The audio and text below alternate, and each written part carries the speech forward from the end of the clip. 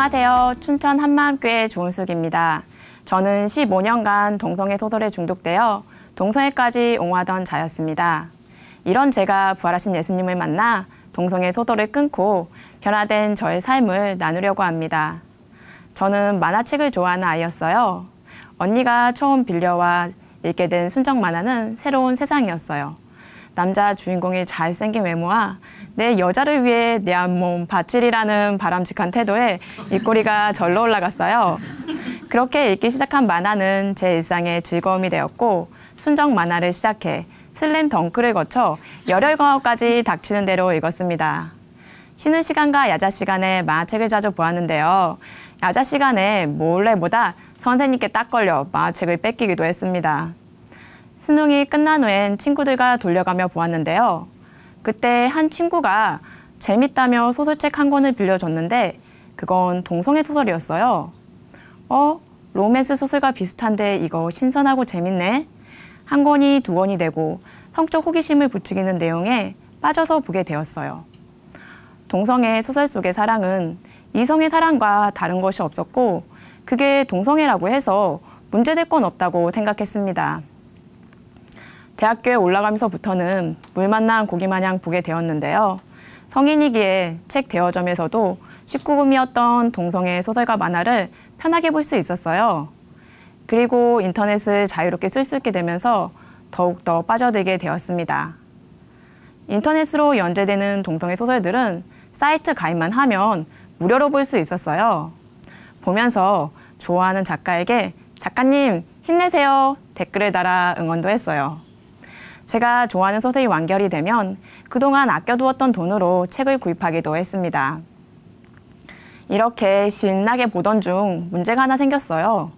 당시 청소년을 유해물에서 보호해야 한다며 청소년 보호법으로 단속을 하기 시작한 거예요. 즐겨가던 사이트들이 하나 둘 폐쇄가 되어버렸고 이제는 여기저기 옮겨다니며 봐야 하니 번거롭고 귀찮아 이 법을 원망했어요. 그때 전 청소년들도 생각 있는 애들일 텐데 소설과 현실 구분 못하겠어? 이런 단속 자체를 하는 게 이해가 되지 않았고 소설에 정신이 팔려 청소년의 올바른 성 정체성 같은 건 안중에도 없었습니다. 동성애 소설을 계속해서 볼수록 일반적인 내용보다 선정적인 내용이 기대가 되고 좀 더 새로운 것들을 찾아서 보게 되었는데요. 판타지 소설 중에는 외계인이 존재하고 그들이 사는 행성에서는 동성 간의 아이를 낳는 것이 과학적인 힘이나 다른 것으로 해결되어 아무 문제가 없었어요. 그리고 유명 아이돌 가수가 주인공으로 나오는 동성애 팬픽 소설도 많았는데요. 그러다 보니 멋진 남자 연예인을 봐도 동성애 쪽으로 생각되었어요. 그리고 단지 동성애로 끝나는 것이 아니라 정상적인 행위로는 만족을 얻을 수 없는 사디즘이나 마조즘적 요소가 들어간 동성애 소설들도 보았어요. 처음엔 단지 소설이고 저에게 문제가 된다고 생각하지 않았어요. 일상생활에도 별 지장이 없었기에 개인의 취미생활 정도로 생각했습니다. 하지만 취업에서 뭘 할지 갈피도 못 잡고 공무원 시험을 준비하면서 스트레스가 심해지자 동성애 소설을 덧붙여 삼아 거의 매일 봤어요. 그 시간만큼은 불안한 현실을 잠시 잊을 수 있어 좋았어요. 하지만 온전히 시험에 집중하지 못하니 끊어보려 했지만 오래가지 못했어요. 계속되는 불합격으로 결국엔 시험을 포기하고 취업을 하게 되었지만 저의 상황은 돈을 버는 것 빼고는 변한 것이 없었고 새로운 스트레스에 소설을 더해보기는커녕 반나스로 보았어요. 새벽까지 볼 때는 두세 시는 기본이었어요.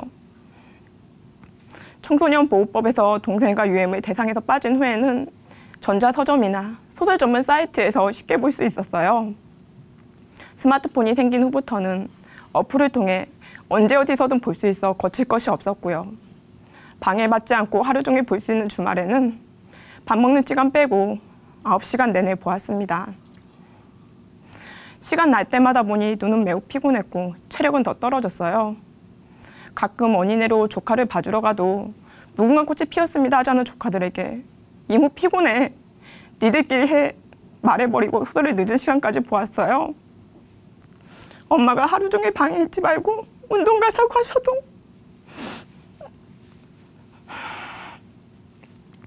엄마 귀찮아. 엄마 갔다 와 귀찮아 하며 동성애 소설을 보느라 방바닥에 붙어 있었고요. 심지어 동성애 소설을 새벽까지 볼 때는 아침 일찍 저를 깨우는 아픈 아빠에게 짜증이 나기도 했어요.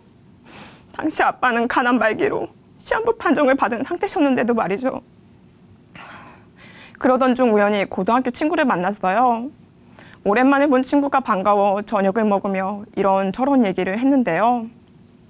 친구는 직장 생활에 어려움을 하소연하는 제게 부활하신 예수님 이야기를 하며 지금 제가 힘든 이유도 예수님을 믿지 않고 내가 주인 돼서 살기 때문이라고 하는 거예요. 친구와 헤어지고 나서도 내가 주인 돼서 산다는 말이 생각났어요. 교회에 한번 가보고 싶은 마음이 들어 친구를 따라가게 되었어요. 하지만 말씀은 잘 들리지 않았습니다.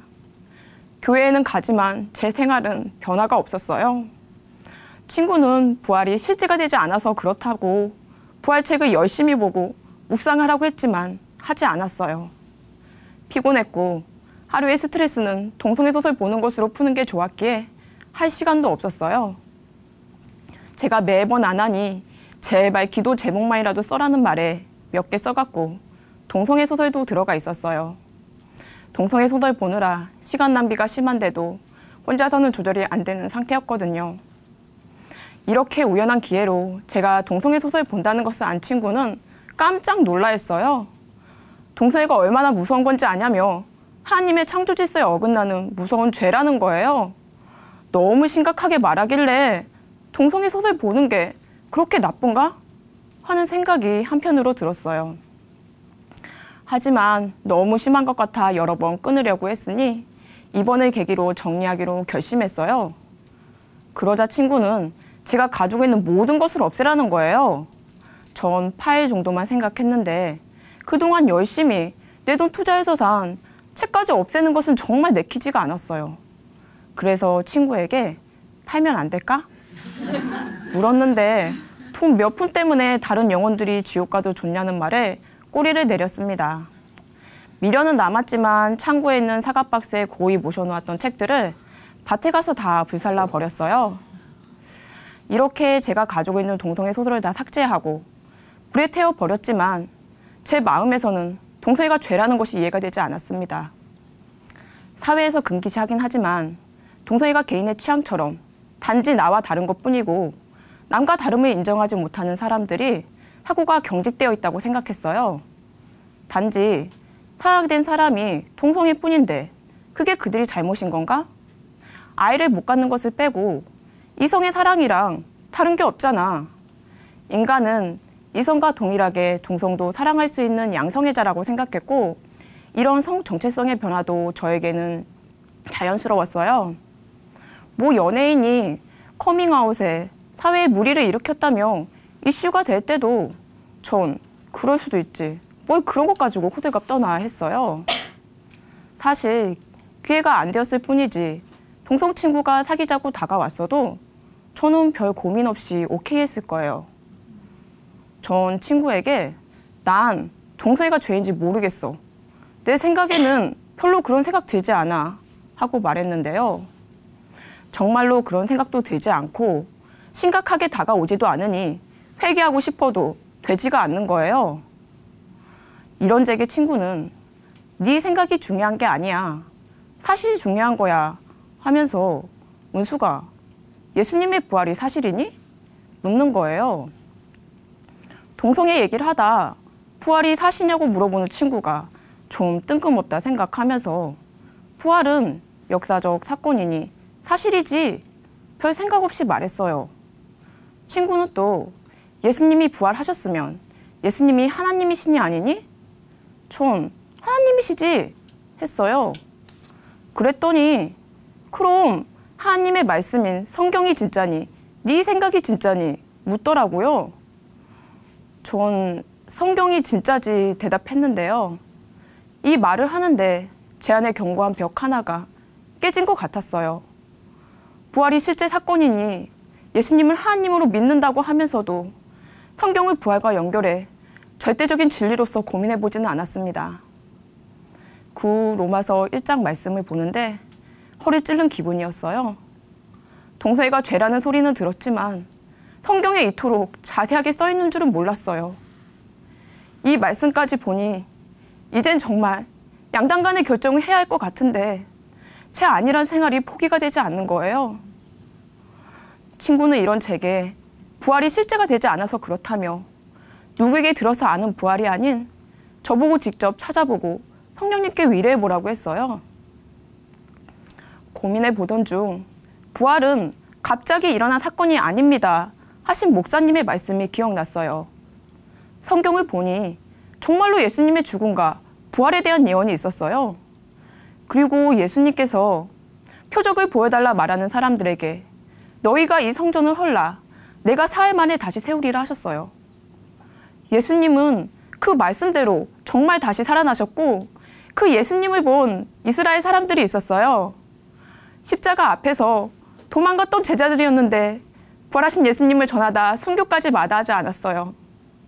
제자들은 틀림없이 예수님의 부활을 목격했던 거였어요. 그래서 부활을 믿을 수 없다고 말했던 도마도 부활하신 예수님을 만난 후에야 나의 주, 나의 하나님으로 굴복했던 거였구나. 부활은 정말 엄청난 사건이었어요. 부활이 제게도 실제가 되니 예수님은 정말 나의 주, 나의 하나님이시구나 라는 고백이 터져나왔어요. 그리고 부활하신 예수님 앞에 서니 제가 얼마나 악랄한 죄인이었는지가 보였어요. 동서애가 제게 피해를 주지 않았기에 반대할 이유가 없다고 말해왔었는데요. 하지만 이건 허울 좋은 포장이었고 전 단지 그 소설이 저에게 잠깐의 쾌락을 선사해 주었기에 옹호했던 거였어요. 그래서 하나님께 꼿꼿이 고개를 쳐들고 동서애가 뭐가 나쁘냐, 나 좀 귀찮게 하지 마라, 왜 내가 하고 싶은 거 못하게 하냐며 예수님을 내 주인으로 인정도 굴복도 하지 않았어요. 내 모든 것은 내 것이고 하나님의 창조 질서까지 내 생각과 맞지 않으니 무시하고 내 멋대로 바꾸며 동성애를 옹호한 자가 저였습니다. 제 중심은 끝까지 내가 주인된 자리를 놓기 싫어한 마귀와 같은 중심임을 알게 되었어요. 내가 마귀의 새끼, 진노의 자녀, 하나님의 원수였구나. 음란한 것에 눈이 멀어 아무리 말해도 듣지도 보지도 못하고 내 마음에서 감각 없이 예수님을 죽이고 있었구나. 저는 하나님 아버지 앞에 엎드릴 수밖에 없었어요. 사람을 죽이고도 아무런 감각 없는 무서운 사이코패스보다 악한 자가 다른 누가 아니라 저였어요. 그런데도 예수님은 운수가 어둠이야, 네가 나를 믿지 않아, 이 세상 신에게 속고 있었던 거야. 이제 그곳에서 나와 나를 너의 주인으로 맞이하겠니? 너를 사랑한다 하시는 거예요. 저는 그 사랑 앞에 제 모든 것을 내려놓으며 회개할 수밖에 없었습니다. 하나님 아버지, 잘못했습니다. 예수님을 주인으로 믿지 않고 내가 주인 되어 육체와 마음이 원하는 대로 살았습니다. 이제는 제 생각이 아닌 주님 말씀에만 옛설하겠습니다 고백하였고 부활하신 예수님을 저의 진정한 주인으로 영접하였습니다. 아멘. 그 후 전 그동안 걸림이 있었던 로마서 말씀에도 아멘 할 수 있게 되었어요. 하나님을 알되 오히려 그 생각이 허망해져 스스로 지혜가 있다 하나 우준하게 되어 이 말씀을 볼 때마다 꼭 저에게 하시는 말씀 같아 찔림이 있었어요. 하지만 성경 말씀보다 내 생각에는, 내가 보기에는 하며 제 생각만을 내세웠어요. 이어서 여인들도 순리대로 쓸 것을 바꾸어 영리로 쓰며 남자들도 순리대로 여인 쓰기를 버리고 서로 향하여 우욕이 부릿듯하며 남자가 남자로 더불어 부끄러운 일을 행하여 저희의 그릇 때문에 상당한 보응을 그 자신에 받았느라는 이 충격적인 선포에도 제가 포기가 되지 않았거든요. 하지만 부활로 성경이 확증되고 제 이해와 상관없이 저를 위해 죽고 다시 사신 예수님의 인격을 믿으니 그대로 아멘하게 되었습니다. 아멘. 부활의 주께 굴복하니 자연스럽게 15년을 동성애 소설에 얽매여 살았던 것에서 그 생각에서 빠져나올 수 있었는데요. 저의 시간과 생활을 지배하고 있던 중독에서 빠져나오니 정말 자유로웠어요. 하늘을 볼 수도 있었고 엄마와 다정하게 시간을 보낼 수도 있었어요. 그리고 이젠 조카들과 무궁화꽃이 피었습니다도 잘하고 있답니다. 부활로 비로소 분별이 되니 제가 보았던 동성애 소설이 단지 소설이 아니라는 것이 보였어요. 이미 TV나 여러 매체를 통해 동성애를 미화시켜 자연스럽게 방송되고 있는데 그것을 보며 다 같은 사랑인데 그게 잘못된 건가? 라고 생각할 수도 있어요. 저 또한 사랑이라는 말에 거부감 없이 받아들였어요. 그래서 동성애 소설 보는 것이 나를 무감각하게 만들어 내 쾌락만을 생각하며 나밖에 모르는 괴물로 만들어버리는 무서운 것인지 알지 못했습니다. 이미 영국과 미국에서는 법의 통과로 어린 아이 때부터 동성애가 정상이라고 배우고 있어요. 가치관이 형성된 시기에 동성 친구를 우정이 아닌 성적 대상으로 생각하는 게 전혀 이상한 것이 아니었어요. 그리고 그것이 잘못되었다고 말할 수도 없는 상황에 눈물밖에 나오지 않더라고요. 저는 우연히 동성애 소설에 빠져 이렇게 된 것이지만 어린 학생들은 정말 아무것도 모르잖아요. 이제 저에게 동성애 합법화를 막는 건 당연한 것이 되었고요.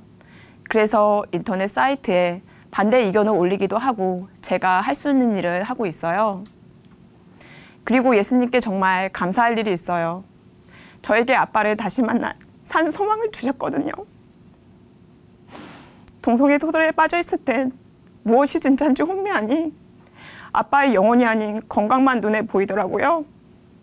하지만 부활로 무엇이 진짜인지 분별이 되니 아빠의 영혼 구원을 위해 작은 교회에 함께 매일매일 기도하며 복음을 전하고 또 전했어요.